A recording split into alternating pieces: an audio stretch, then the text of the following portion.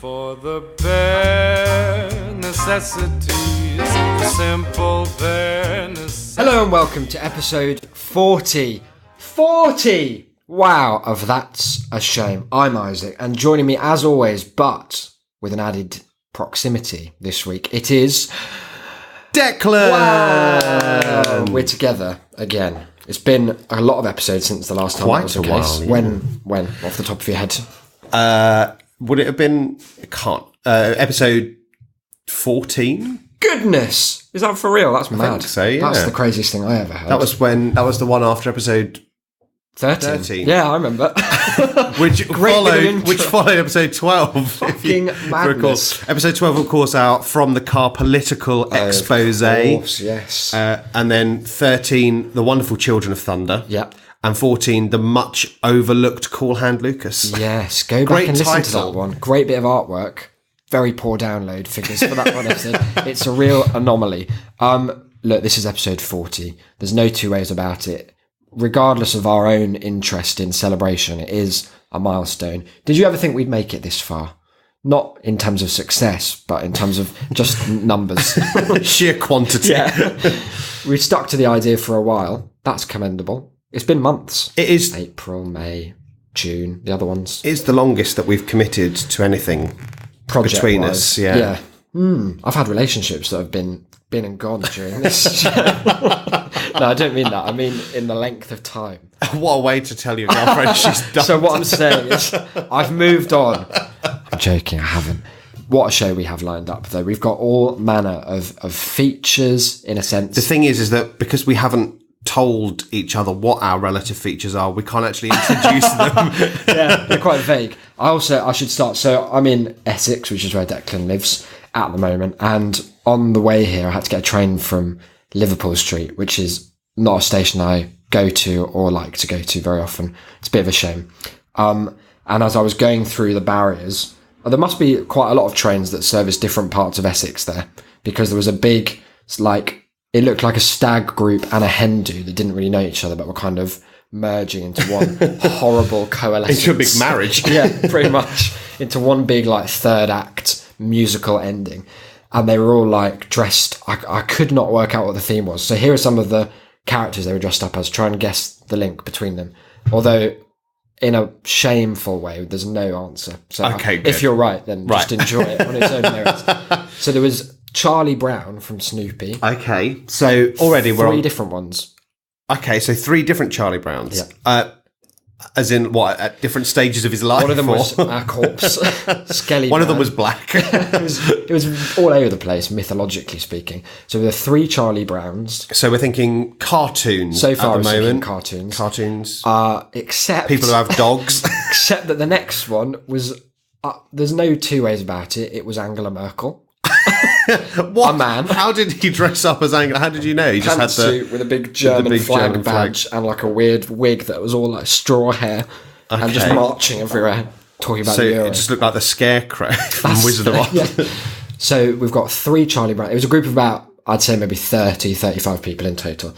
3 Charlie Browns and Angela Merkel. I made a note of the rest, so let me think. There was, funny you should mention the Wizard of Oz, because there was Harry Potter, Okay. who you remember from the Wizard of Oz. Notably absent. Frank L. Baum's later creation. Very strange. So 3 Charlie Browns. It's like one of those memory games. So it's Yeah, like, 3 I went to Charlie the Browns, shops and Angela Mama Merkel, bought Harry Potter. A Dumbledore. So there you go. A together. Dumbledore, okay. That's an obvious one.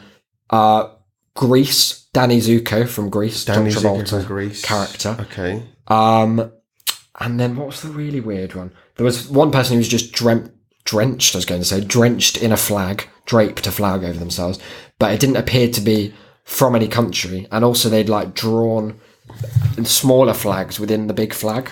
Is it people who are pro-life? Ding!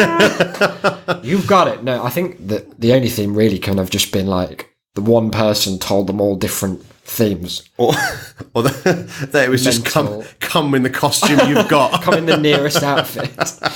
So they were going, and they were taking forever. They were taking up like all 5 of the barriers that I wanted to get through. I didn't want to go through all 5, just one would have done it. I'm not greedy. And they were like fucking around. Some were trying to do oysters, and I don't think that works at the moment. And they were sticking tickets in and like generally fucking around as a train pulled up with people coming out. And they're all getting kind of like loud and jeering and excited. And as the final person got through, out of just victory and celebration at a very banal event, which is someone putting a ticket in a machine and walking through an automatic door, they all went, "Yeah, Essex!" And then one of them went, "The only way is Essex." And then this huge man, who must have been about 60, coming off the train went, "The only way is bloody getting out of Essex." And it just silenced them. Like their whole spirits were just crushed. And they're just like... The marriage was off. Yeah, they're just like... Yeah.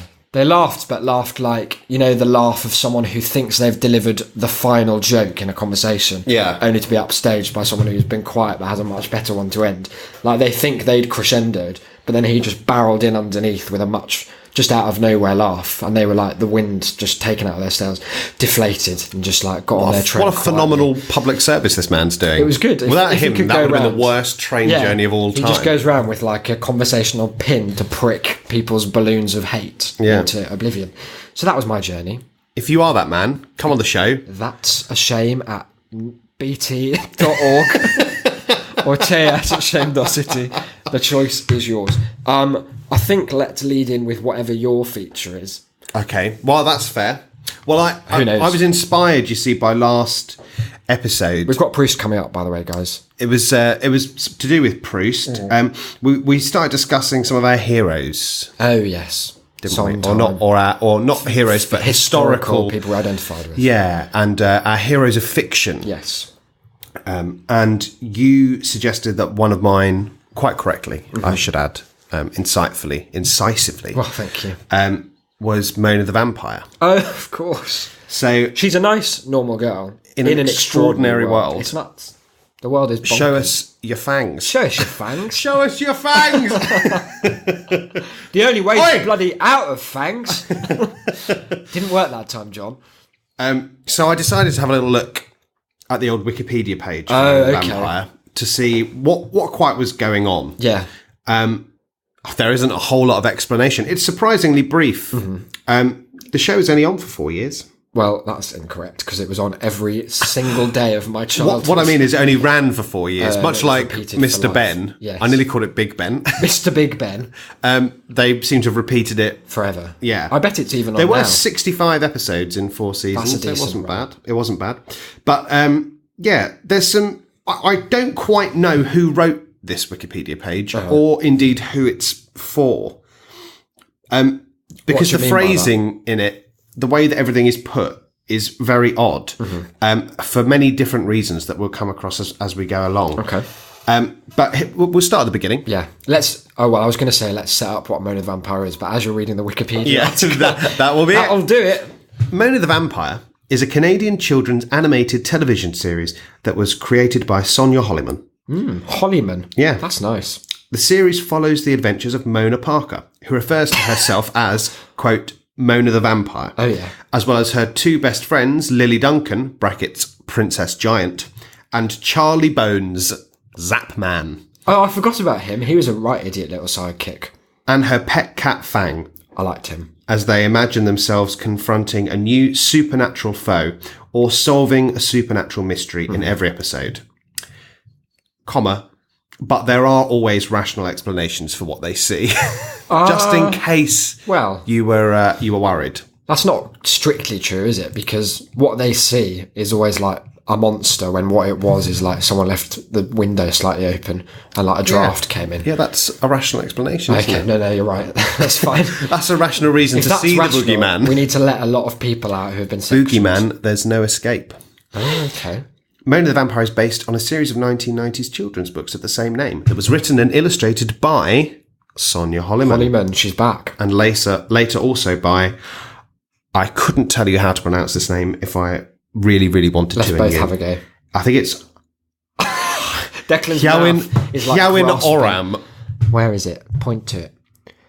That's not a name. Sorry if you're called Hyawen Oram. Hiawyn. No one's ever put those letters in that order before or since. It's got to be like a pen name designed to fuck with the children who are reading Mona the Vampire. To take it down from within. So there isn't a huge amount to this Wikipedia page, which is a shame. But what we do have is a very thorough character list. Okay. So I thought we'd give the listeners a rundown of who they are. Yeah, because if you don't know it, like it was very much a staple of 90s and early 2000s as well, I would say. Like daytime, coming home from school, TV. I'd say it had like a 4 o'clock slot. Yeah, it's one of my favourites. Yeah, and they were 15-minute episodes maybe? There were 20-minute episodes with 2 10-minute stories in each. Oh, really? That's interesting. That's an interesting format they've gone for there, Hollyman. Admirable. I think it's because there really isn't 20 minutes of narrative in any one story. All the stories are Mona woke up. A ghost. Oh no, it was just a bee. The end. Mona's still ill. So here we go. The characters. Mona Parker. Brackets. Mona the vampire. I'm trying to work out if Mona Parker is slightly punny. Mona Parker. It's like Ona Parker. Did she have a Parker, like the jacket type in the show? That is the weakest comedy you've ever attempted. It's not supposed to be comedy, it's genuine inquiry, because children's TV shows are usually littered with like characters who are named after Mr. Plod, the policeman, with big head. I don't think that's the case. That's here. not the angle. Plod with a big head. You think that's why he was called Mr. Plod? I switched off. Mona Parker, brackets, Mona the vampire. Oh yeah. A 10-year-old girl with a vivid imagination That's one way of putting it. and a naive personality. Oh, that's quite a critical thing to say about her. She's a naive little idiot. Who claims and devotes to be a vampire superhero. I mean, anything. Doesn't matter. Devotes to be. This is why I'm confused as to who wrote this. I feel like it Vampire might have superhero. been written by Mona the vampire herself. She believes her hometown is overrun with supernatural monsters. Maybe it's like an immigration thing. Oh, She's that's an absolute the racist. Yeah. I believe, said Mona, that my hometown has been overrun. Swarms of them coming By across. ghosts and shit. She believes her hometown is overrun with supernatural monsters and she plans to stop them all and save the town on a daily basis. She's a supernatural monster, she also believes. So how is her morality defined then? Why is it okay for her to attack other Because she is a force for good. but only in her own story? She must have the perspective to see that the ghosts. We're all the heroes of our own stories. That was very isn't much it? the theme of Mona. That far as I boogeyman. know. That was actually just, was just doing it for the his wife shadow and of a kids. spatula. Although Mona's imagination, this is one of my favourite sentences on the whole page. Although Mona's imagination can cause trouble at times, her imagination has proven to be more helpful than not. Okay, fair.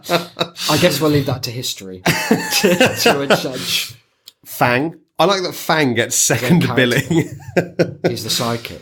Mona's pet cat and sidekick that she ties fake wings around during missions. I like the idea that even Mona seems to be admitting that Fang's wings are fake. He's the only non-supernatural being in the whole show. Does he talk in the show? No. Oh, and he's second. Second billing. Wow. He must have had a lot of presence. Imagine being Charlie Zapman Bones. No, you've come second to the cat. I'd never work again. Fang is her accomplice in the nether realms of her imagination. Oh, what a thing! I know. That's on his business card. Fang, accomplice in the netherworlds of your imagination. Sidekick, fake wing extraordinaire. He always follows Mona everywhere. Made him sound needy as fuck. Creepy little winged cat. Charlie Zapman Bones. Before Lucy Loveface Giant, whatever she's called. We'll get to that then. We'll see how right you are.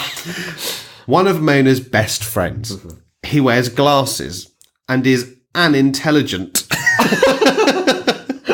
That's a great sentence. Sorry. He is unintelligent, but sometimes scared Okay, boy in real life. right. I like that they say in real life, like, In Zapman fantasy, yeah. he goes into the fiction world. His alter ego is Zapman, who wears a green costume and is armed with a Zaporama gun. Oh yeah. Without, they don't explain what that Is is. that just a normal gun, do you think? And other types of guns. Brackets, a water pistol in reality. That's the only other type of gun. Charlie is bullied by George at school frequently. That's a shame. I'd bully him if he was running around in a green saying costume with a Zappa-matic gun or whatever. Stole from his dad's gun locker. Now, what was it you said she was called? Lucy Fuckface McGiant. That's right. Lily Duncan or Princess Giant. Lily Duncan's a very normal name for an extraordinary girl. Show us your fangs. Hey, Lily. She had a spin-off. It didn't go very well. Hey, Lily. It was like Joey. You can't say Lily after hey without just taking the piss out of your own concept. One of Mona's best friends. They've done well not to Very prioritise, diplomatic. but also she only gets one sentence. And also Fang was before both of these idiots. So we know where her allegiances lie. She has a timid and slightly paranoid personality at times, but sorry, I love this. But she is still helpful to the team. Despite that, what she does is she carries the bags. She's the one who has to tie all the wings on Fang while he claws the fuck out. What I seem to remember is that her costume consisted of one small crown, and that was it. What was the giant element then? Did she just imagine that, I don't know, that the world got smaller? I don't even know. Not well enough explored now. No. Hollyhead, whatever your name is. Look, they only had 4 seasons. They had a lot That's to true, cover, yeah. you see. Mr. and Mrs. Parker, Mona's parents. Mrs. Parker is shown to be a stricter parent, while Mr. Parker is more light-hearted and clumsy and has an imagination like Mona, allowing her to continue her fantasy life. Do you think it's trying to point out that like mental illness can be hereditary? Yeah, what Huntington's is how you're saying. That's what it is. If the boot fits.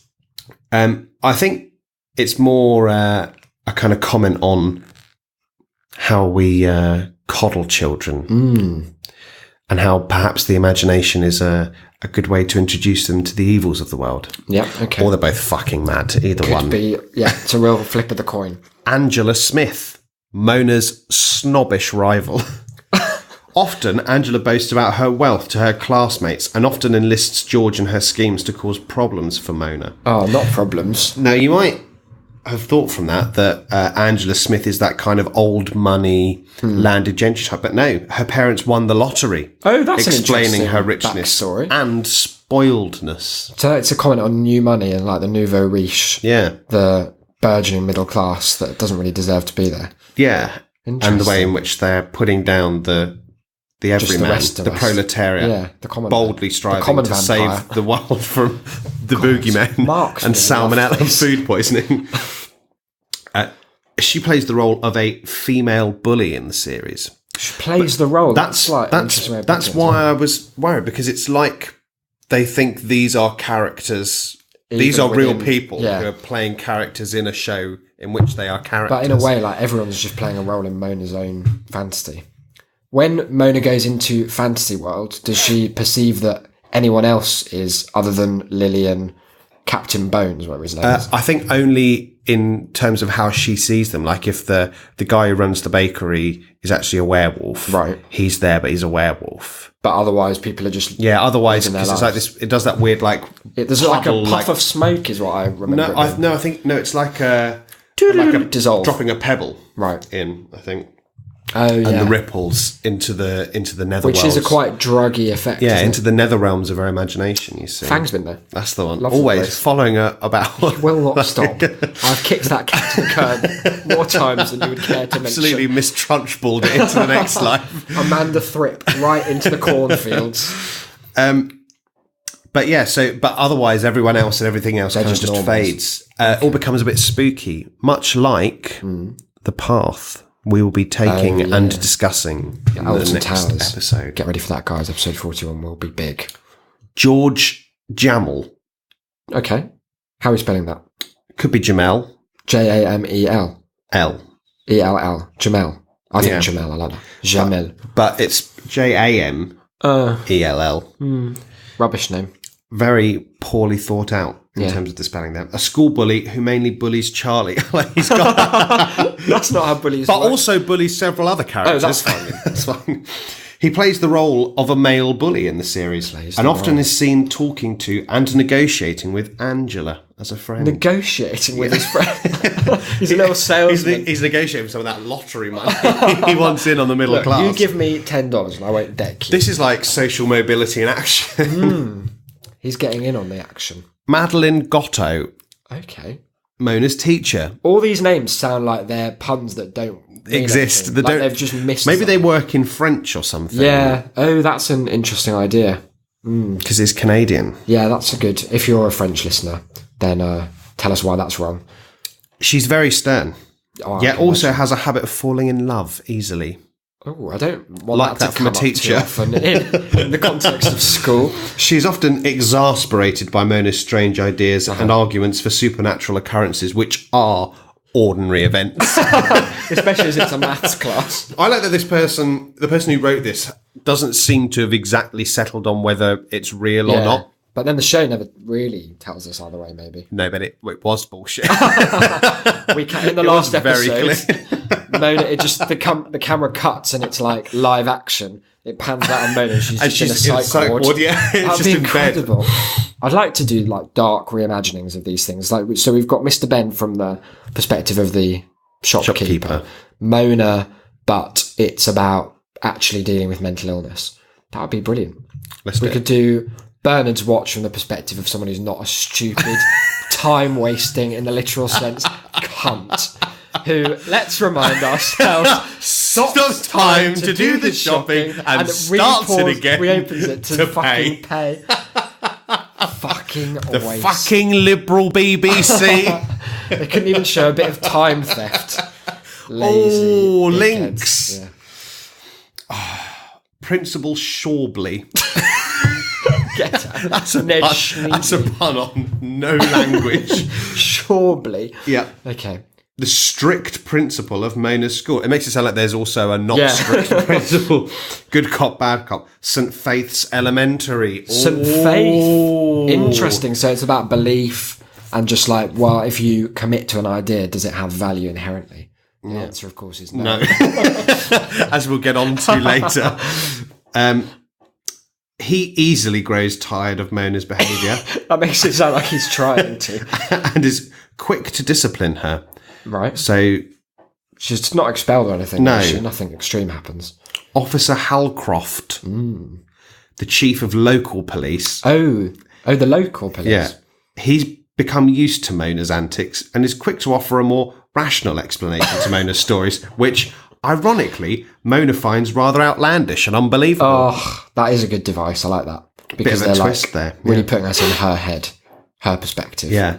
Why is she getting the police involved so regularly in these 10-minute stories? Because it's always... You'd have to call the police by minute 3 for it to have any like possible narrative arc. he normally just turns up at the end to arrest Mona. the not monster. To get her back. He comes with a big tranquilizer gun. Go to sleep, straight Parker. jacket. Just hangs her on the front door of her house. I and think knocks. if we could cut to another character's perspective, Mona's like 60 and she just comes running back to the school every few weeks with another story. Fang is very much dead. No wonder a teacher grows easily tired of it. She graduated in the 70s. Dreadful. Fang's actually like a micro pig now, just no. constantly being replaced. We've got 4 quickfire ones here, one of which has one of my favourite little caveats on the end. Okay. There's Mayor Rosenbaum, Good. Illuminati. Yeah, of course. The town's mayor. Yeah. Again, she's really like, her scheming and plot reaches the high echelons It's of very this community. political. Yeah, it really is. It really lay the groundwork for the Hillary campaign. Maybe it's something about like Gramsci's theory of the subaltern. Must be. One of our listeners' favourites. Excuse me. There's Mrs. Bryerson, Mona's elderly neighbour. I remember her. She has a poodle named Blitzy That's a weird name. from her time in the I war. don't like that at all. Then this is my favourite. Lawrence, one of Mona's classmates, semicolon, a minor but recurring character. He's there. He was the easiest one for them to draw. He's actually all Everyone the other else is classmates. just him, but with different it's very colours. being John Malkovich. And then there's Reverend Gregory, Oh. the local reverend. Oh. And that's all of them. No more information about Reverend Gregory. Those were all of the characters. And to think that it only takes that many characters to create something that's lasting and as, I don't know, it touched my soul in a big way. I thought that we might like to end this little segment with A moment of silence for lost television greats. The people we've lost this year. To some of the episode titles, some of the story titles. They're always good. I mean, there are 65, and because there's 2 an episode, there's 130. So we won't go through them all. Settle in, guys. It's going to be another 3 hours. It's like one of those where they do a rap of all the Pokemon or something. But some of them are great. I mean, they started. We should obviously the pilot, Attack of the Living Scarecrow, a classic, and The Robot Babysitter. I remember both of those being in the opening credits. Okay. Episode 2 started with Von Creepsula Runs Amok. Von Creepsula. Yep. Wow. Creeps with a K as well. Oh, that's very nice. So you know it's like serious, semi-European. Yeah, he's probably got a slightly unidentifiable, like German-ish accent. Yeah. And that was twinned with the nefarious computer virus. That's not supernatural. The first story of episode 3 is the best thing I've ever read. Okay. It's called The Miserable Phantom Dog.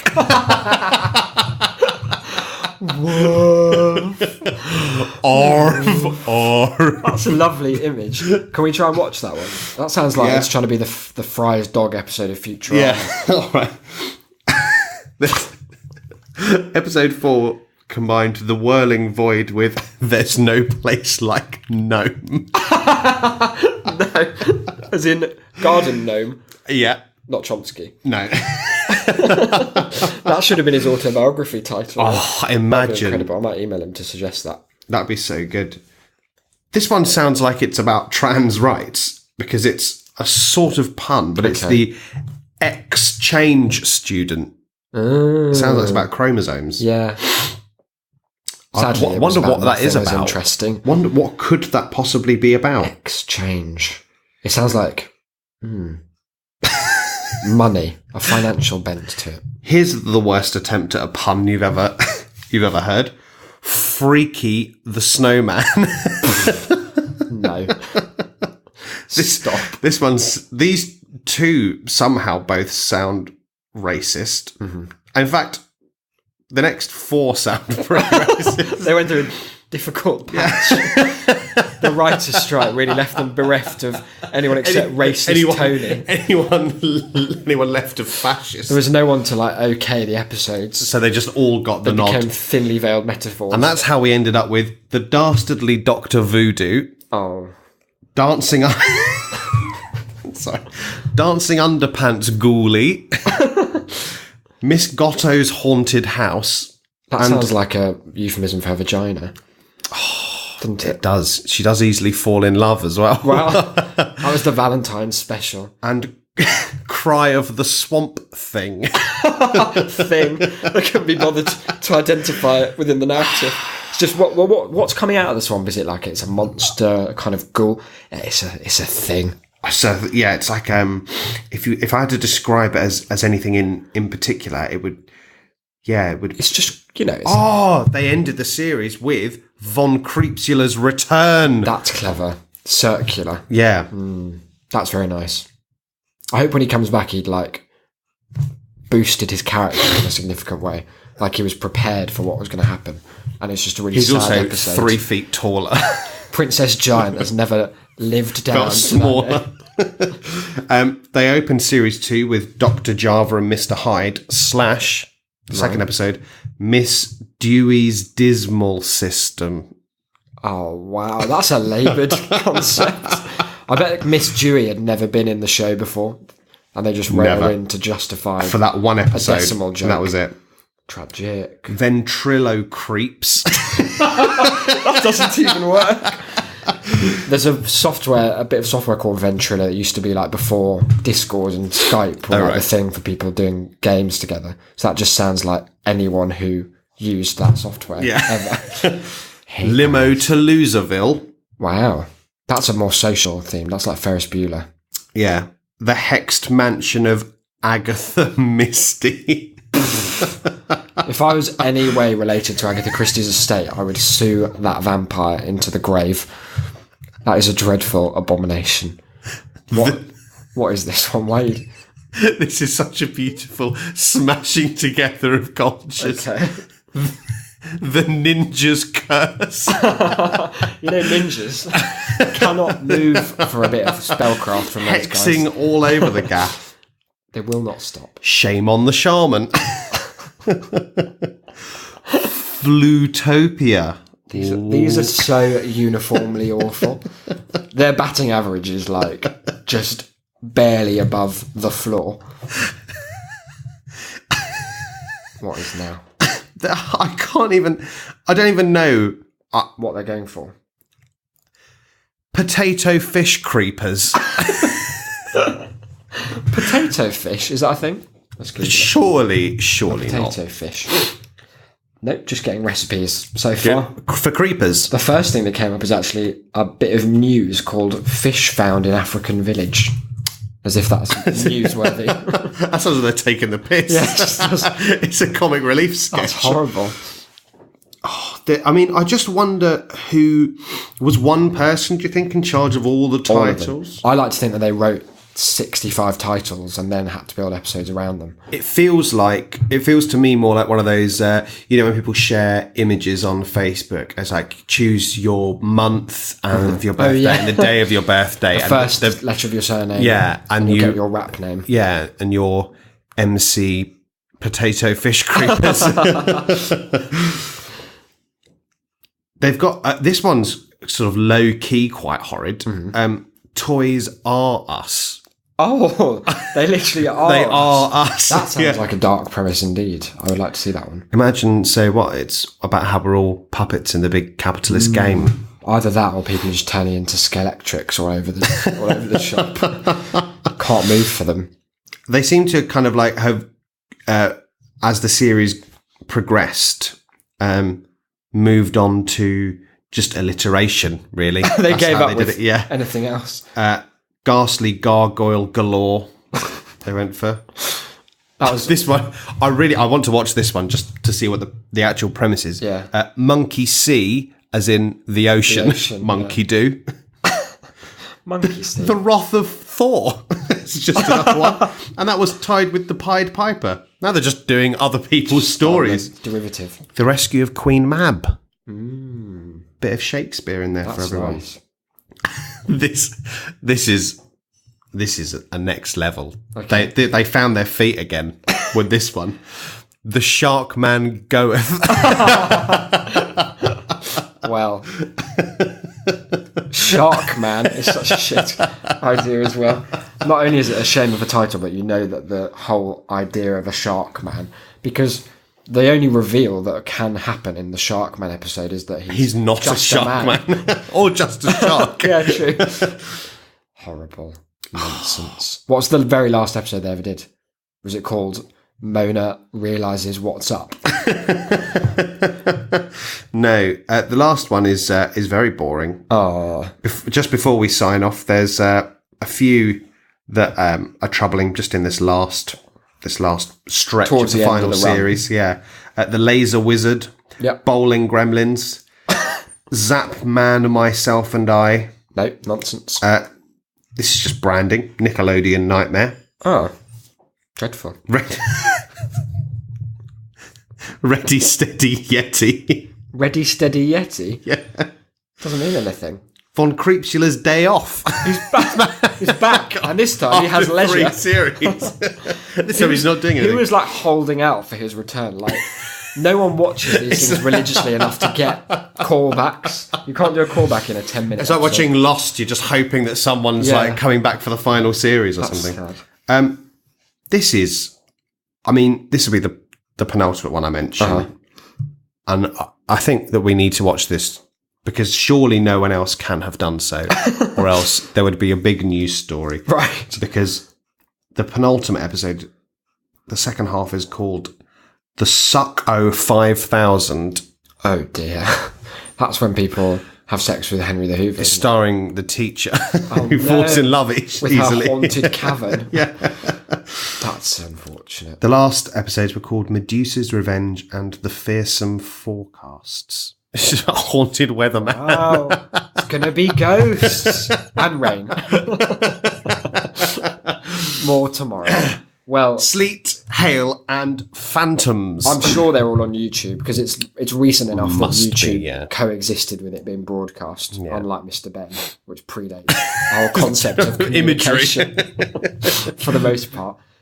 So we'll watch some and get back to you in an update, guys. But if you have any Mona the Vampire stories, ts@shame.city. So in a characteristically impromptu fashion, Yes. minutes before we started the show, it occurred to me that we were going to mention at some point to kind of prep people and psych them up that next week's going to be, or Wednesday, which is also next week, Yes. is going to be our Alton Towers special. We should tell people a bit about our plans, like our travel arrangements. yeah. It's all a bit nonsense. So we're going to have to go to bed in about 1 minute to get up on Tuesday, which is 2 days away. Just to prepare, Yeah. really. So we It's drive like up. cryo sleep. We drive up. How long is it going to take? 4 days? Well, it's about a 3 and a bit hour journey, but we have to go on the M25 at rush hour, so 7 hours. See you next year. Optimistically. And we're staying over, right? We booked an Airbnb. And For 24 quid. yeah, it was mad. Preposterous. And in hindsight, this may be one of those things where in the documentary it will say for 24 quid, you'd have thought they'd have realised at this point that they were in for a definite murder. Just nights before, their hubris was plain. Well, we were on Airbnb, we were both browsing it separately, looking through what was available. And the 2 places that bear mentioning, other than the one we ended on, the first one I put in for 2 people, and it tells you like what the sleeping arrangement's going to be loosely, because it'd be like if you're a couple, it'd be like 1 bed, so you get 1 bed. This one, it said 2 people, 10 beds. So it's like, okay, this seems decadent, but fine. And we both get to really spread out. I'm in a different house, so that one was fun. But then when I I increased the radius so that there must be like a business for people who are staying around Alton Towers where they know that people are going to come up and want to stay before they drive back the next day, because it's a long drive to do with a whole day of fun in between. So when I broadened the search radius, somewhere came up that was like preposterously cheap, and I clicked it, and it described itself as a delightful shepherd's hut. It cost about, I think they paid you £3, but you're left with a big scar and a light abdomen. You suddenly couldn't drink as much as you used to. You're left with the prospect of dialysis And in your sepsis. immediate future. So that was a shame. But the place we ended up getting, like you said, 12 quid each, and it looks really nice. But when we were scrolling through, maybe I should get it up and see if we can find the exact wording. I can't remember this. It basically said all the normal stuff like situated, in the classic property style, situated in delightful, wherever the fuck it is, told you like the amenities, talked a bit about the hosts, and then at the bottom it was like, by the way, I am a licensed therapist, so if you want any therapies during your stay, please indicate this in your, I don't know what they call it, like Pitch. Yeah. Right, I've got a great idea. There's me, there's your bed. Let's make it happen. 12 quid or nearest offer. Or I'll go to the Delightful Shepherd's Hut. They have asking for it. And so I was like, okay, well, this is an unusual concept. There were no photos to indicate the kind of setup there. So in my head, we both jumped to assuming it was going to be like counselling, like psychotherapy. That's what therapy it generally means. Means. It's not going to be aromatherapy. Probably. No. Because I feel like if you're so brazen as to devote your life to aromatherapy, which I'm sure it smells lovely, but it's not going to save the world.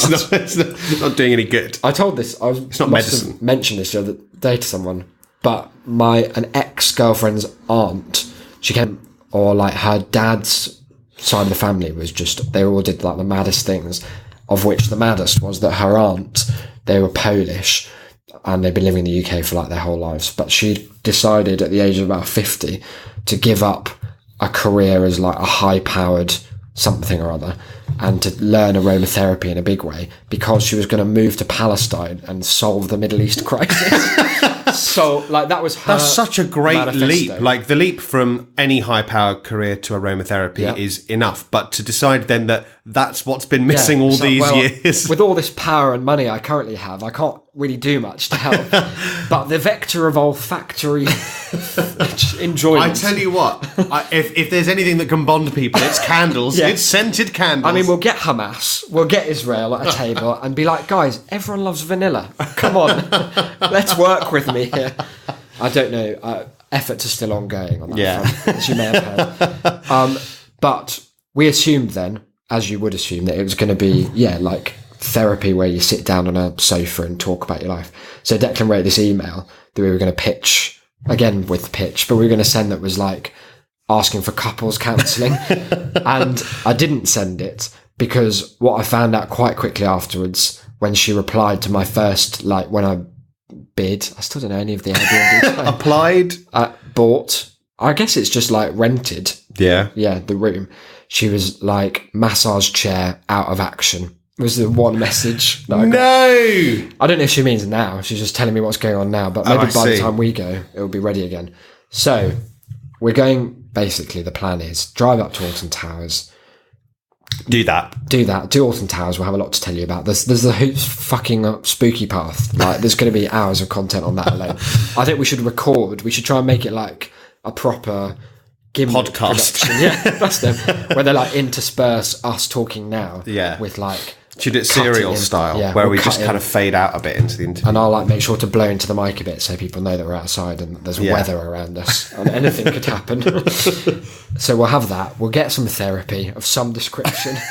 I'm not leaving without it. I'm going to hold these people at gunpoint until therapy is sent my way, which may be sooner than you think if that's your attack vector. And then we're going to drive back. But all of which is to say that before we went, and to just set up the idea of Alton Towers for people who are from this country but haven't been, or who are from around the world. You haven't gone and got some more reviews again, have you? I went on TripAdvisor and I've sorted by terrible. Good. So I don't want to hear the good reviews. We know it's going to be good. I've not read through these in advance. I haven't cherry picked any good ones, but in my experience, the best for this, in my experience, is when you get like Just Eat takeaway or Deliveroo, and you click on the reviews of like Bob's Chinese restaurant, and there will be like a preposterous amount. There'll be 8,000 reviews for the last day, and every one of them has You were its probably own- paid to write some of them. Yeah, yeah, probably. But all of them will have their own angle because they say so much more about the writer than what they write. Oh, about. absolutely. Because the skill of the reviewer that you only really appreciate when reading just random people's reviews of stuff is to kind of abstract themselves. You have to from the remove process. yourself from it. And stop talking about things like this. 1 star, reviewed yesterday, so bodes well for us. CBeebies Land. Took my son today, who's a 3. That sounds like Out of how 10. attractive he is. He's an ugly cunt, so I thought he'd fit right in. That's a Thought Park callback, guys. Keep up. And thought he would enjoy it, but a complete waste of money. He never enjoyed himself. The whole place was undated and dated. It was a place outside of time, yet but also in the past. No entertainment, as we had to queue for half an hour. Is that it? Overall, there really is not much for them to do. So well overpriced for no reason. This is a lovely sentence. The food is overpriced for crap. I didn't enjoy the food at I all. don't mind paying for crap so long as like the to know what price I'm is getting. right. The food is overpriced for crap. I didn't enjoy the food at all. Neither did my son. Spat it straight back out. No wonder he's a fucking 3. He's walking around with KFC all over his dinner jacket. The day was a complete letdown. And then to add insult to injury, you have to pay £6 to park. We paid about £800. quid to park. This person's joking with us. It's safe to say I'll not be going back to other people with families. I think she's saying it to other people with To other families. okay, but she has said it's safe to say I will not be Oh, going she's back got it to very other wrong. people I'm with not families. defending this person. Paul from Doncaster. That was Leonie008, who is a river. Her profile picture. She's visited 1 city and made 1 contribution, which is a damning indictment of a human. to Thank only make you 1. for that, Leonie. If you're going to contribute once, that's a good one to have. Paul from Doncaster. He is a lovely little country hut 1 contribution, 1 city visited. If I could give a 0, I would. Interesting that they don't let you give a 0. Having arrived for a last week of the summer holidays adventure, I was greeted with a scene of absolute chaos. Has he hyphenated all the episodes last week of the summer holidays adventure? Also, if he's gone this week, surely the summer holidays have finished. What's the date, by the way? It finished like 2 weeks ago. 25 days ago, bastard Paul. Maybe that's it. Like, he went by himself without the kids. Got confused. I was greeted with a scene of absolute chaos. That's nice for them to put that out front. Yeah. No staff could be seen to assist with the massive, scare quotes, queues. I use that term loosely. It was more a scrum of people fighting to be first to be ripped off. Wow. Lampooning. This person thinks he's Jay Rayner. This is brilliant. After barely moving 3 feet in 15 minutes, I eventually made it to the ticket kiosk after 45 minutes of smoke-induced trauma. I don't know if that means that each of those minutes counted as 3 because of the smoke. Yeah. This is when the day became utterly obscene. Having a voucher that allows for a free entry for a second person with the purchase of a full-priced adult ticket, I was expecting to pay the already expensive cost of £56. However, the girl on the kiosk refused to accept my voucher. I was forced to pay £108 for me and my 13-year-old son. 13-year-old, I assume. He's really attractive. He just makes the other one feel like a -8 to enter the park. What followed was a day of queues and expensive refreshments. Upon returning home and writing an official letter... Oh, he's that kind of person. Fuck him. I love that he wrote an official letter and came here. And then, imagine moaning about this. I was offered the chance to return to the park for only £10. What? What can I say? Instead of refunding the cost, they want me to pay another £20 plus extra refreshments. And the car park cost of £6. Again, why have we been ripped off? Avoid this place. They're only interested in ripping you off. Now, where's the one that has a very odd phrase in it about the... So, for people who don't know, if it was international news, so you may be like tangentially, it might be like the back of your mind. But last year or the year before, there was there's a ride at Thorpe Park, Alton Towers, called The Smiler, and God chose that to be his vehicle for ironic punishment when there was, I think, one car like crashed into an empty one. Yeah, and the people inside were crushed. None of them died, but they were quite young. One of them's a one-legged model now. Oh, she I just didn't know had that. a catwalk debut yesterday, I think it was. Wow, that's cool. Oaks London Fashion Week. Yeah. Interesting. So yeah, they were quite young. They were like 17 and 19 and 20s. And I think the whole front row had to have their legs amputated. So grim. Now, do not visit. The website is lying to you. 1 star. From an account I've only just noticed is called Alton Liars. More like Alton Liars. Zing! From Nottingham. Now, this person's angle, and this is, again, a good example of when the review says more about what they're preoccupied with than any objective statements about the park itself. Their angle was very much about public transport. 2 of us decided to go based on the Alton Towers website quote of buses run to and from the resort throughout the day. So already, that's the only reason.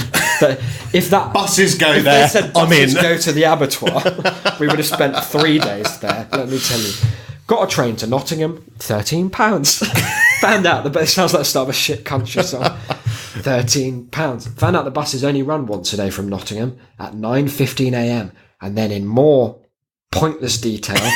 Bus station is under construction, so we couldn't find the bus stop, which we then found was right outside the station. Where had they gone? How had they missed it? Idiots. Ended up getting a return train ticket from Nottingham to Uttoxeter. Uttoxeter. Horrible name. Via Derby, £20.60. That took over an hour. I have a weird story about Uttoxeter. Okay, go on. In that when I went to Alton Towers with my family years and years ago, we had literally just driven past the sign for it. Yeah. And we were listening to the radio, and on the radio, as that happened, they started interviewing someone from Uttoxeter. Oh. And we were like... It wasn't just Uttoxeter FM. No. They always interview people. Well, we only interview people We're proud from to our buy local locals area. for locals. Yeah, no, it was like Radio 2 or something. And you didn't think that was like Jesus telling you to pull over and buy a lottery ticket. Get a return from Nottingham for £13. Now, their review goes on for paragraphs of detail about trains, the distance that each train travels, how much they've offered taxis at various points, because it turns out there was no bus service. Oh, So they were no. heavily deluded. But then they get on to, after much rambling and talking about cereal boxes, reviewing the rides themselves. 6 big rides. They did manage to get there then. Eventually. Okay. It sounds like it's long enough that this could be like a month-long travel journal.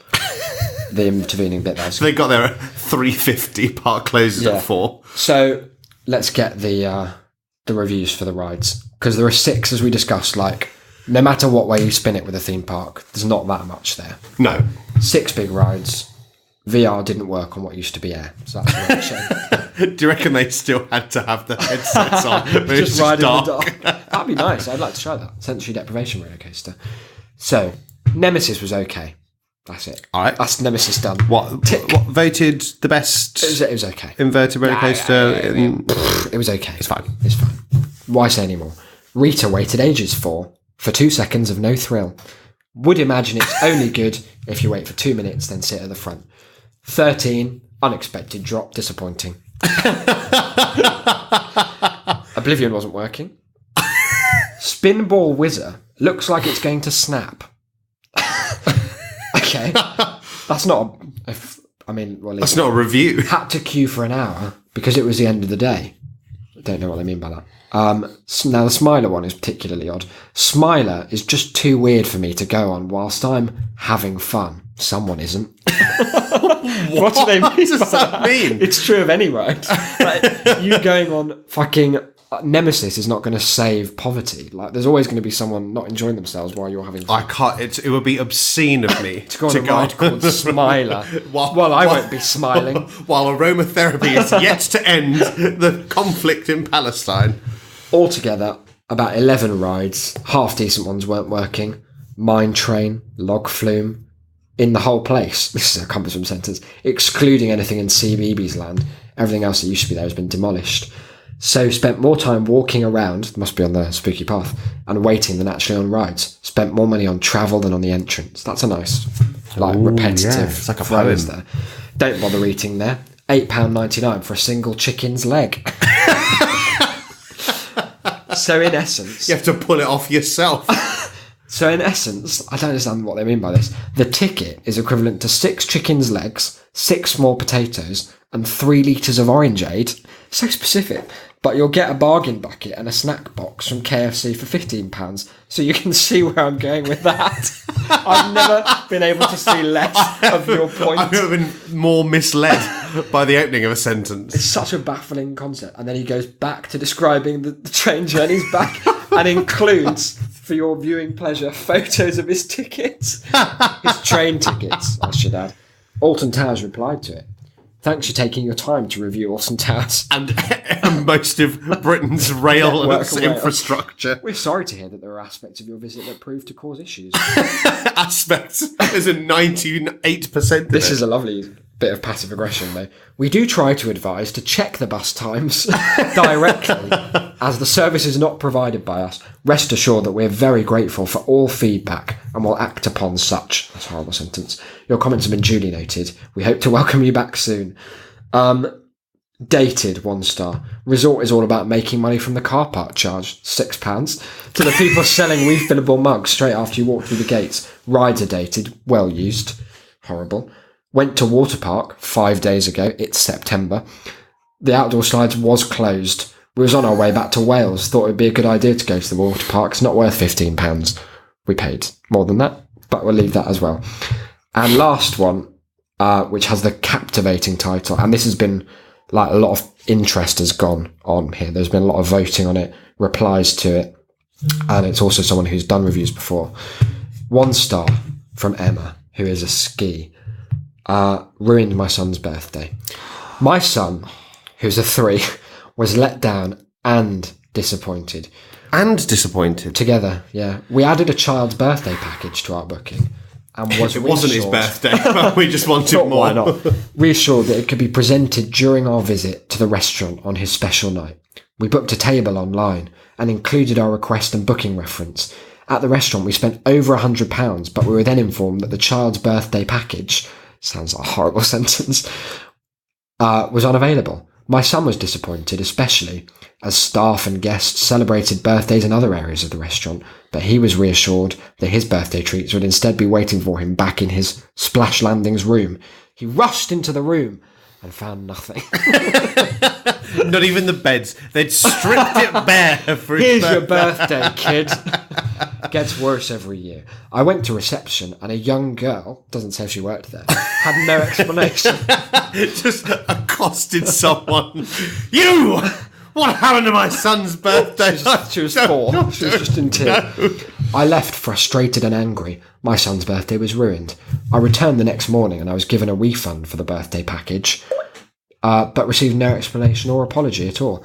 I felt this lack of understanding. That makes it sound like it was waiting in a box for her. Hi.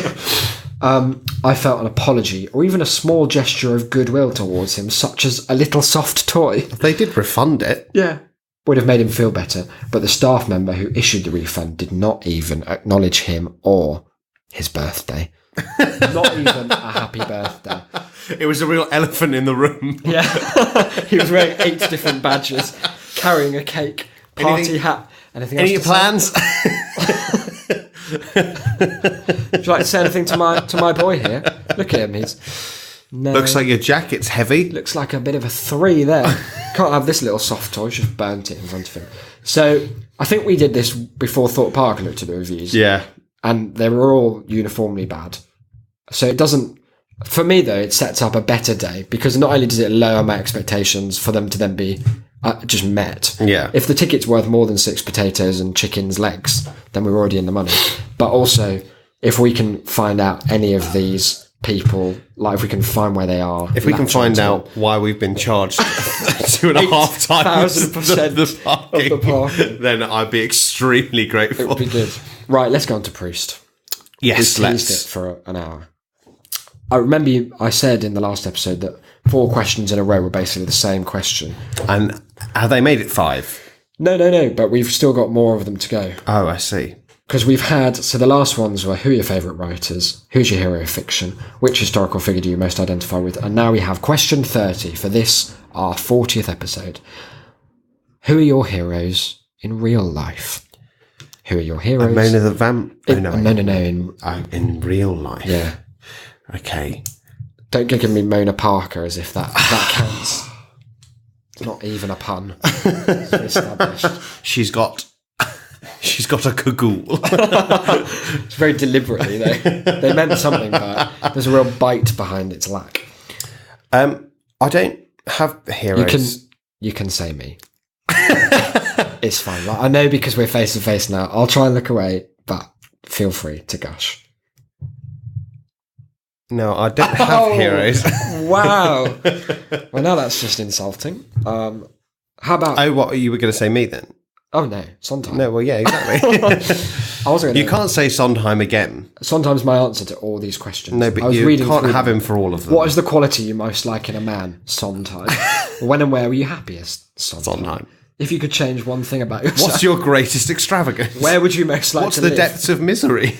What's your most treasured possession? Oh, dear. We're going to see, we should say as well, on Friday, we're going to see a Sondheim show, Follies at the National. So I don't know that we'll have that much to talk about because I'll probably be rendered speechless and just broken by the whole event. Isaac will never talk again. I'm so anxious. Like, I feel more anxious for this than I did at any other point in my life. Why this in particular? Any time I go and see something that I know I'm going to like, I feel like extreme anxiety. Did you feel this way about going to see Bryn? Yeah, I was on edge for days. And when, do you remember when we saw, so this is Bryn Terfoy, who's my favourite opera singer in Sweeney Todd.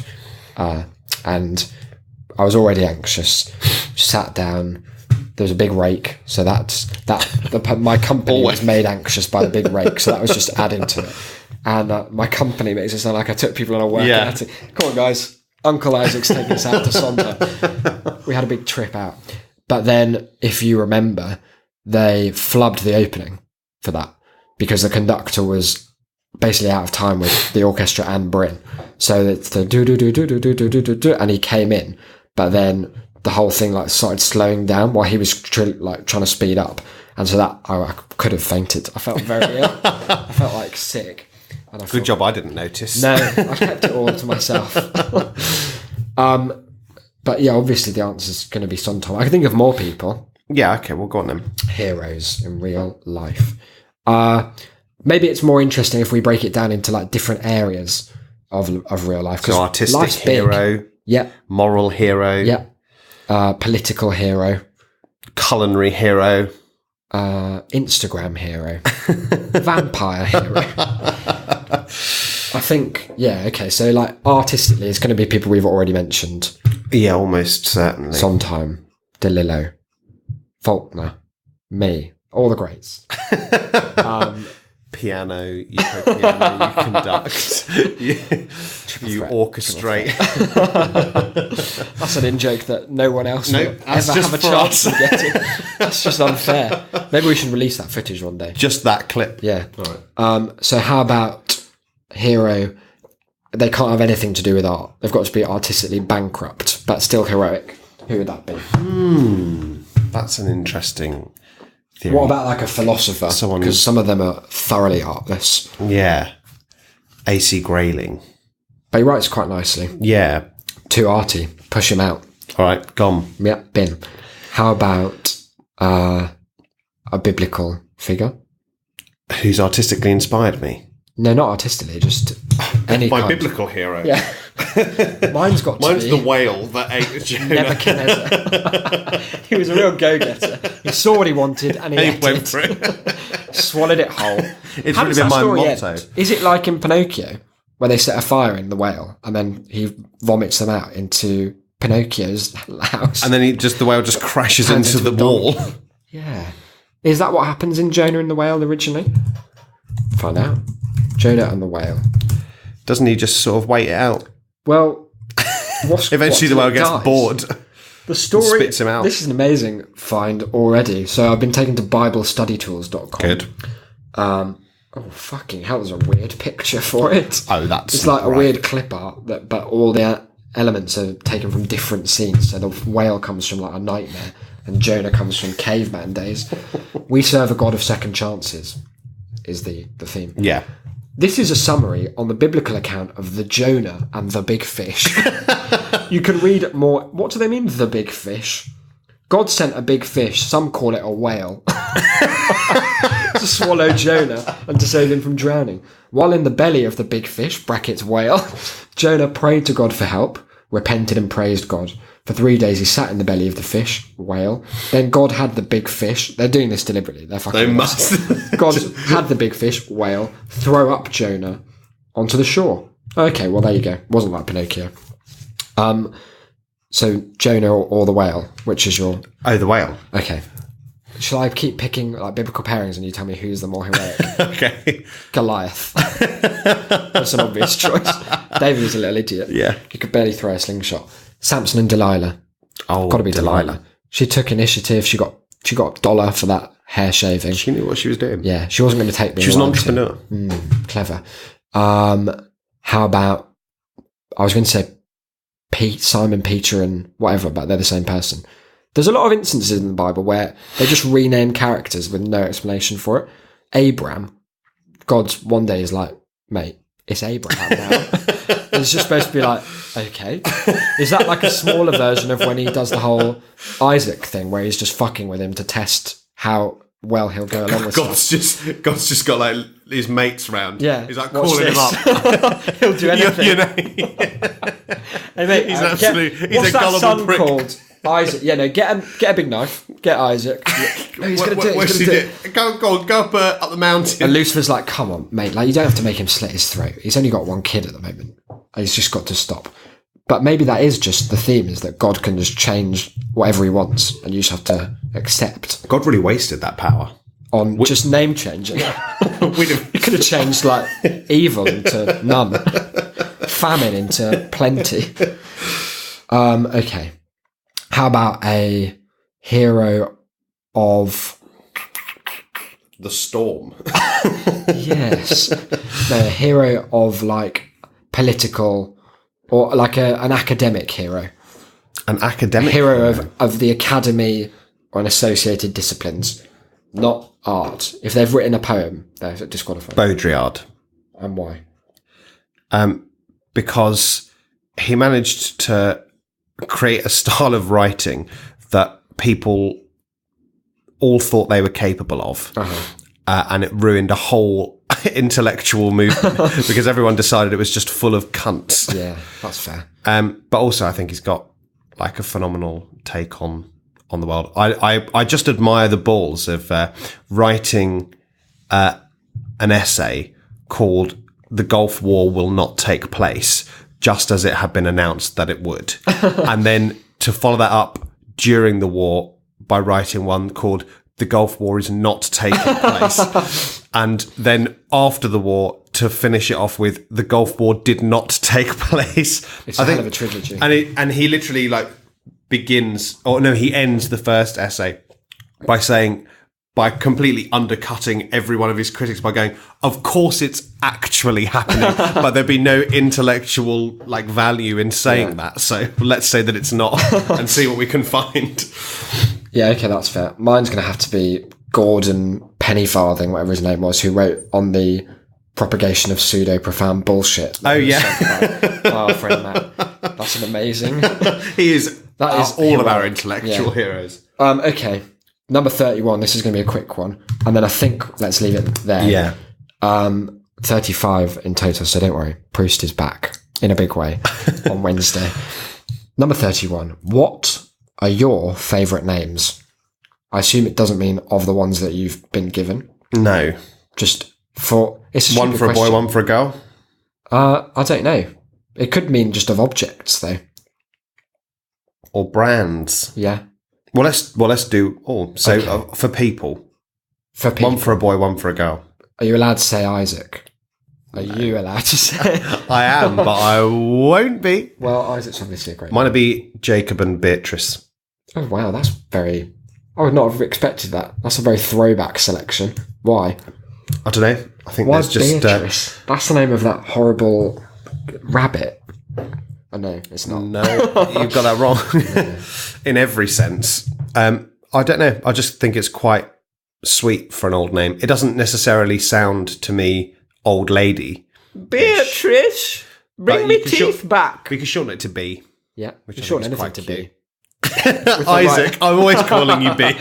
With the right attitude. And I don't know, Jacob is like Is a it 'cause of kind our of friend simple name, Jacob? but sounds... Simple name? well, you know what I mean. It's relatively commonplace, but also sounds quite profound, I think. Okay. Isaac and Jacob have a So biblical our connection. our friend Jacob is in Jacob I've met once. Jacob have got spooked because I sent him an article based on the one conversation we've ever 12 had. years ago in the eclipse. Okay. Jacob, what is Isaac Jacob's dad? Yes, I think he is. Now, other than Isaac, which is a great name, I would go with... I like names- Bernier Doyle. I like space-related names. I was just yesterday thinking, as it plunged into Saturn, completing its mission, Cassini. Could you call someone that? Could that be a child? I feel like you could. I think you wanted them to be bullied. Cassie for short, or Cini.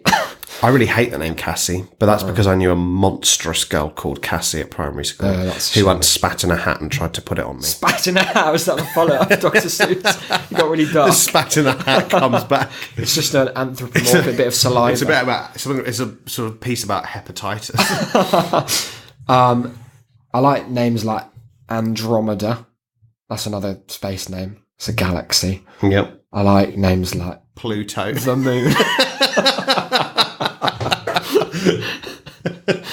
Uranus. Yeah, it's another classic. Yeah, just that sort of stuff. Imagine if you named your daughter Neptune, That'd be sick. goddess of the sea. What would it be for short though? Neppy. That's horrid. That's a racial slur. Is it actually? Oh, it's very close. Oh no, I'm sorry about that.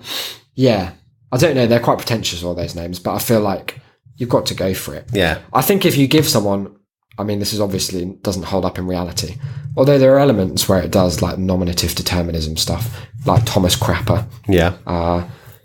Bill Windows. Bob Prime Minister. But if you give someone a weird name, I feel like their personality has to accommodate for it. I mean, I'm an example of this.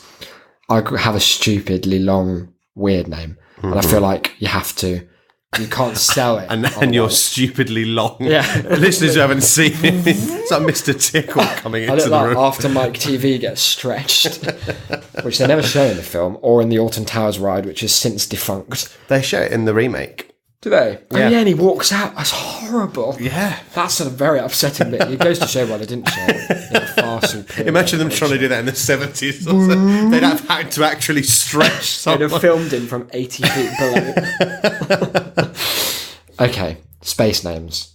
But now let's do favourite brand name. Okay. You You first. got one? I don't care. No, let's not. It's too corporate. We're not sellouts. No. Yet. Give it a No, few not more yet, yeah. episodes. I do like FedEx Why? as a name. I don't know. I like it as a logo where it has that The secret logo is arrow. cool, yeah. That was a secret once, and now everyone knows about it. FedEx is quite nice. How about just a simple Royal McDonald's. Mail? The post office. It's a brand you can trust, ultimately. We've got an email. I don't have it. Do you? We had another email from listeners may remember, was it last episode or the episode before? I think the episode before, from the old podcast Pangolin. P, we refer to him as internally in our memos. He's been back in touch via the conduit, the anonymous conduit, who speaks on his behalf. Yes. And I replied with basically it was just gratitude and kind of groveling. I think it was good. Yeah. We were bold, but subservient. We made our case, but we made sure that he knew where he stood. He was the boss. Yeah, exactly. And remains. Yeah, you don't want to Remains fuck with anything so. that has claws like that. No. So, Or with a vessel. no. So he got back in touch. Shame Babies is Horrible term. the title of the email. Yeah. Greetings. I bring forth more wisdom from the podcast Pangolin's shiny, shiny scales. Double shiny. And then this is a direct quote. Oh, right. Do we need to have a moment before we read anything from him? Are there any? I thought you were going traditions to suggest observe? doing a voice, and I thought that could only be offensive to both to all races and And species. pangolins. So here we go. Okay. Praise be unto him. I'm not going to do it the whole time. Ah, my shame babies, I see that your audio fruit is gestating nicely. I imagine he talks like this. Shame babies. I see your audio fruit is gestating something marvellous. The podcast Pangolin is not a Crash Bandicoot villain. Not yet. No, he speaks very grandly, Okay. of course. Shame babies. If he speaks at all, I think it's yeah, possibly no, like probably doesn't. telekinetic. Carved it into a rock. Why don't we just get a picture of the rock then? It's in Pangolinese. Yeah, of course. Your podcast continues to blossom from a little creature similar to a naked mole rat baby into a fully developed, curvy audio experience. Curvy. I'm glad to Podcast's see this. thick. With a double C. Yeah. We all must mature in our time. Mm-hmm. However, we must not forget that sometimes we must also curl up in a similar way to this embarrassing baby photo of myself that I have provided you with. To protect our inner self babies from the hurt the outside world can bestow upon us. Now, is he saying inner that we're self babies? About to get an onslaught of hate mail. I think it's saying that we're all pregnant. Oh, with pangolin children. Yeah, that's the one. Fuck. I missed the little terms and conditions where he says reading this out loud on air means you're now pregnant with my spawn. Remember the children you once were and be kind to them. For Okay. unlike myself, you do not have hard, shiny scale armor yet. or noxious stink to ward off predators who would prey upon your vulnerabilities. What were the younger shame babies like, and where did their vulnerabilities lie? Oh, wow. What a question. Then there's the embarrassing baby photo. Actually, It's not lovely. embarrassing at No, all. it's Beautiful. delightful. Great genes. The vessel takes no responsibility for the podcast Pangolin's words, as I am merely his typist / secretary / scale scratcher.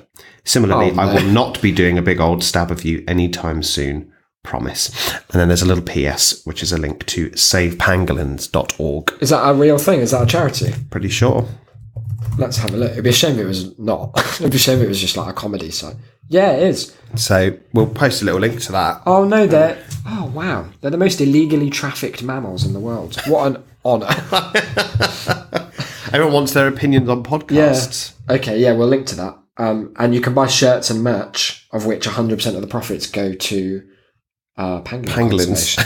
Yeah, they just throw the money out. We'll link to that in the episode then. Why not donate to pangolins? What were you like as a little Shane baby? I was very, very similar. I imagine you having been born in exactly this form. In exactly this mood. Yes. Erratic. There is a school photo of Isaac, I'm assuming from primary school, when you're quite young, in your living room at your house. And it is hot as fuck. I tell you what, Isaac was a 13 out of 10, whatever there was. But he has the same unimpressed, haughty stare. Haughty? Wow, I refute that. You used your own name as an example of a name that you love. I can call you haughty. Like, fair. Trapped within the eyes of that child. It was like a mirror of how he will one day be trapped inside a robot. He was one day trapped inside the body of a child. That's true. Yeah, no, I was pretty similar. I was less social. Less social? If you can imagine such a thing. My life went through, started as hating everyone, and then thanks to my mum making me, socialise with people, developed social skills, and then, really liked people for about 3 years. Yeah. And then that went down. Just too much now. And now I just hate everyone again. So it's come full circle. How about you? What was your vulnerability? What is your vulnerability? I was very fat as a child. As a young child. Yeah. That was its own vulnerability. I was quite similar in some ways. I actually used to be very nice. Oh yeah, I used to be really, really nice. And then sort of around GCSE, my mum still wonders what happened. Oh no, something just broke. But I remember that I have always had the sort of cynical and, I'll admit it, haughty side in me too. My dad's friend George was down for a party once, and he was telling a story about a time that my dad turned up to the pub with me, as is the East London way. 4, 5, and he turned up apparently in quite a mood and just sat me down on a stool. Yeah. And ordered myself a drink. No, I used to down those Britvic orange juices. Lad. I was literally famous in one go. Gone. Wow. I'd go through them like what nothing. Weird skill. I know. I had just inhaled. Doesn't transfer very well. Unless you want to get sex the jobs market. And George says that he asked my dad, what's up? He was like, gestured to me. Uh-huh. Him. He's like, why? He went, we were on the way here in the car, and I went through the light as it went to amber and then up to red. And from the back, I apparently said to my dad, you do know you're supposed to stop for red lights, don't you? Wow. And then you called the police on it. Yeah, no, it's this oaf driving me around. I swear to God, you've never seen such a guileless buffoon.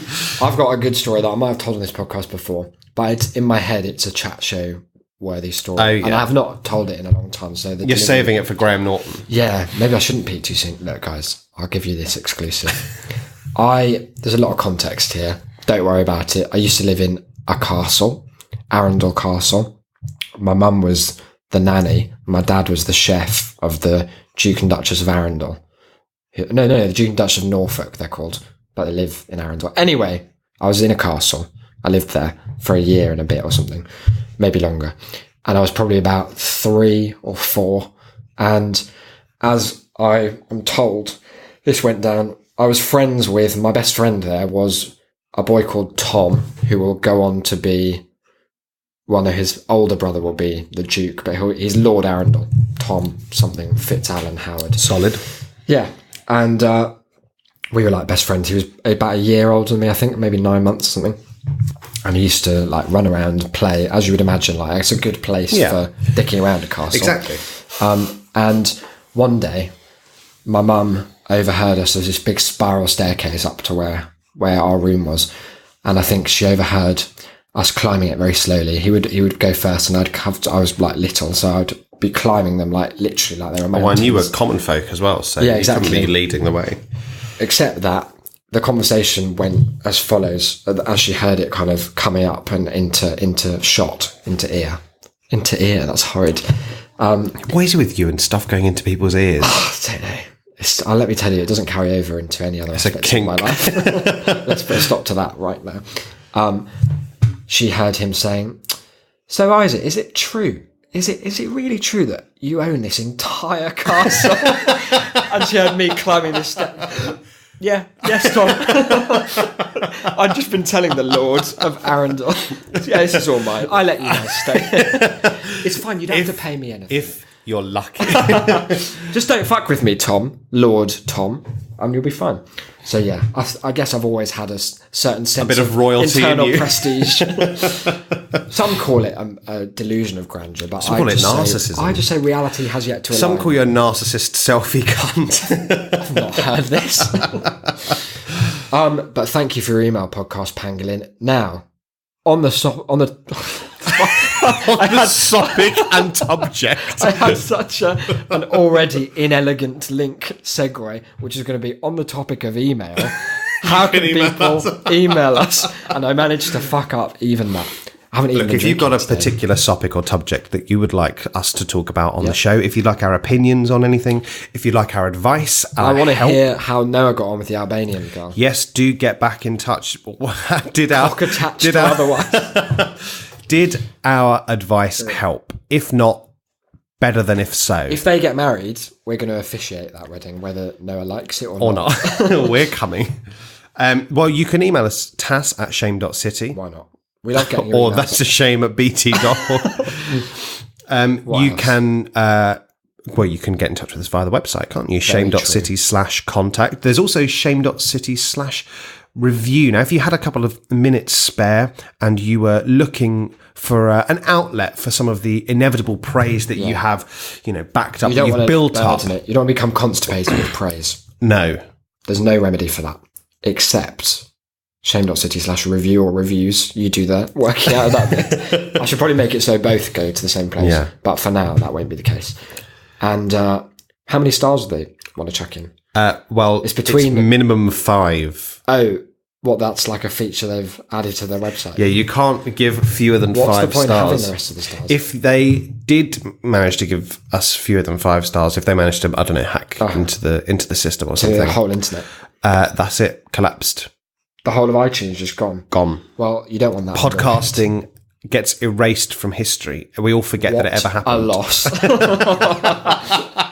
Oh, how we Wherever would we be? without just the most middle class people spouting the least valuable. Not us. Our show's great. Yeah. Everyone else, fuck off. But yeah, reviews are very much. We don't want to name names again. You can listen to our bonus episode where we do. Yes, reviews are really good. They help the show because I don't really know how, but I'm told they do. They like boost our iTunes and all that. Sounds like a very convenient lie from iTunes. It does, doesn't it? To keep us all trapped in their horrid little game. But we'll see. We'll see. But how do it goes. anyway. Other than Straight that, to Harry goes. shame.city/mail. Sign up for the mailing list. There will definitively be. I was thinking, by which I mean I just thought that we could do a bonus episode that's constituted entirely out of like stuff we record at Alton Towers. Oh yeah, we Like, could do. yeah, if we see a bit of shame happening, if we see a little kid who's a Live 3, shame. just boot him into the ground. Your kids are fucking 3. Fucking pathetic. Yeah, so get on board the mailing list. We won't spam you in any sense. We'll almost certainly have a lot of pictures to share from Alton Towers, and we will post those to the Twitter. Where can you find us on Twitter, Isaac? That's a shame. Cast is the place to be. You can follow me at IsaacBD, Declan at Cynical Declan. Other than that, tell your friends about the show because, as we like to say, Word of mouth is best of mouth. That was weird. I hated every second of it. Hopefully the listeners did too. Yeah, tell your friends about it. I've been Isaac, I've been Declan. and we'll see you on Wednesday.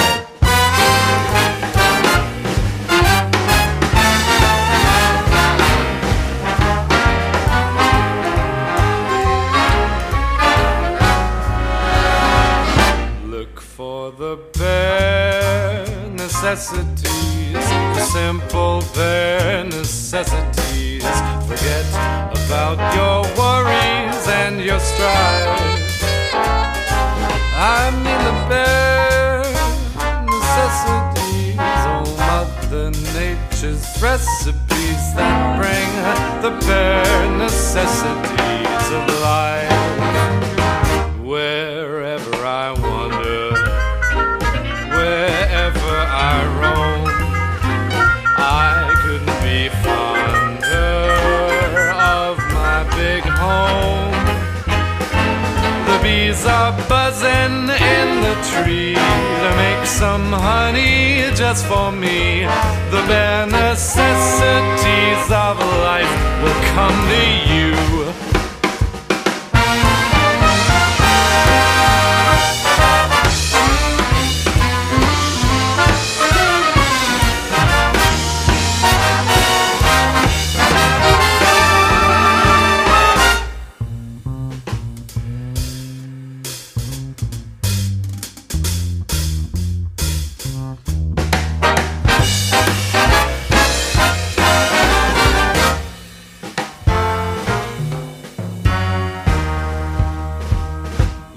For the bare necessities, the simple bare necessities. Forget about your worries and your strife. I mean the bare necessities, oh Mother Nature's recipes that bring the bare necessities of life. Wherever I wander, wherever I roam, I couldn't be fonder, my new home. The bees are buzzing in the tree to make some honey just for me. The bare necessities of life will come to you. Necessities, the bare necessities, the bare necessities of life will come to you.